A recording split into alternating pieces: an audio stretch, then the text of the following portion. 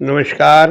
कल्याण की राह में मैं सुनील कौशिक आपका स्वागत करता हूँ।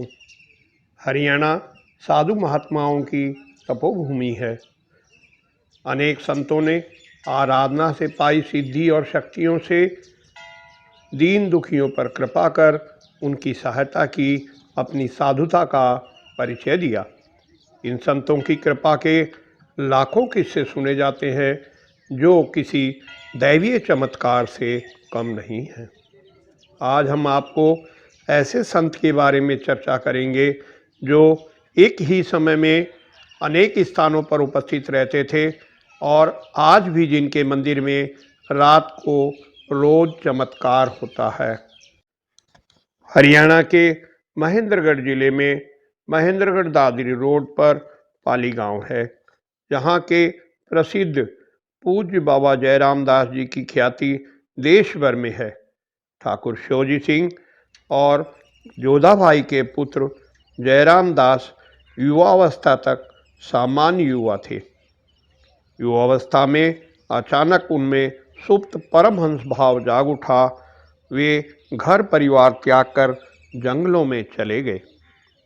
जंगलों में साधु संतों की संगत करते करते वे अपनी ननिहाल बौंद जिला भिवानी पहुँचे, जहाँ उन्होंने अपने मामा परमहंस संत महाराज चाणूदास जी को अपना गुरु बनाया और दीक्षा ली।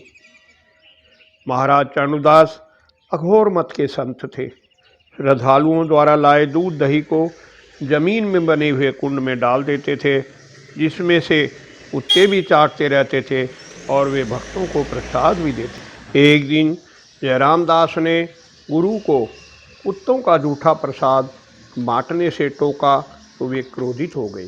उन्होंने जयराम दास से कहा, जा, अब तू कुत्तों का जूठा खाते हुए, आचार विचार किए बिना, सभी जातियों का भोजन करते हुए और दुर्वचन कहते हुए ही फिरेगा। ये गुरु का श्राप था या उसमें आशीष निहित थी। बाबा जयराम दास साथ में हांडी रखते थे, जिसमें से वे स्वयं भी भोजन करते और कुत्ते भी खाते थे।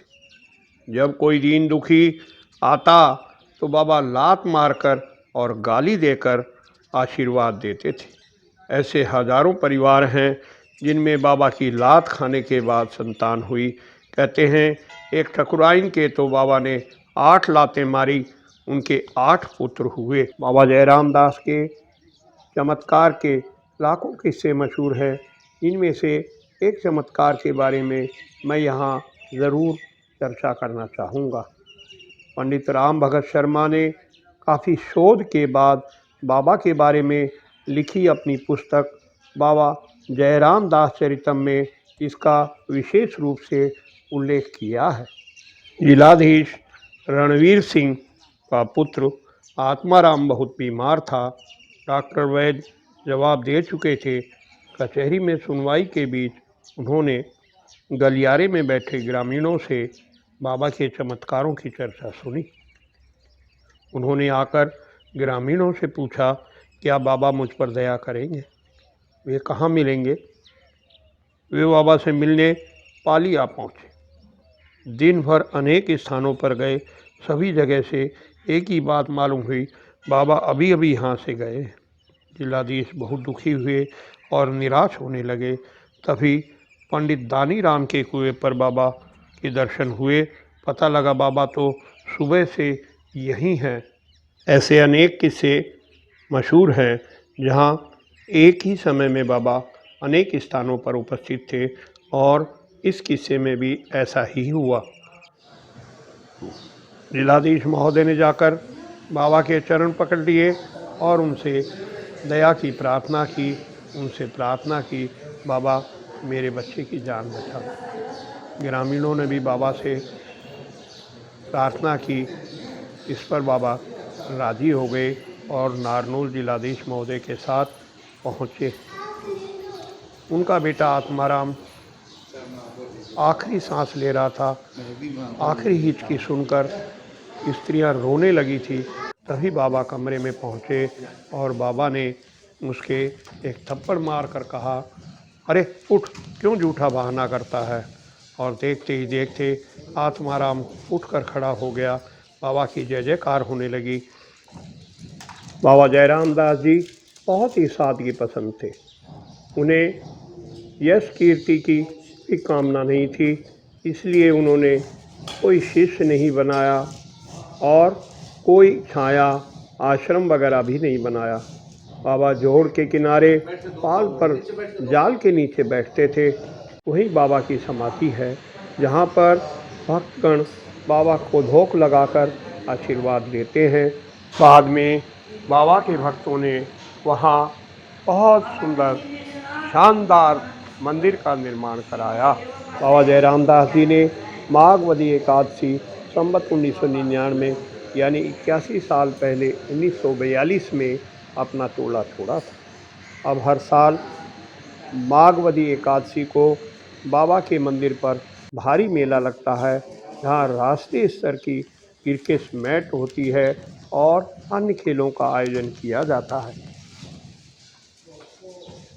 भक्तों का विश्वास है बाबा सूक्ष्म शरीर से आज भी अपने मंदिर में विराजमान हैं और रात को आकर रोज़ अपनी चारपाई पर शयन करते हैं।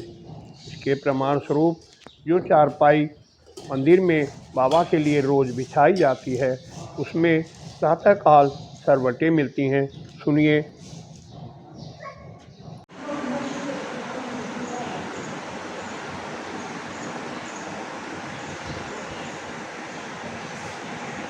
हाँ बाबा, आप यहाँ महाराज जी की सेवा में हो।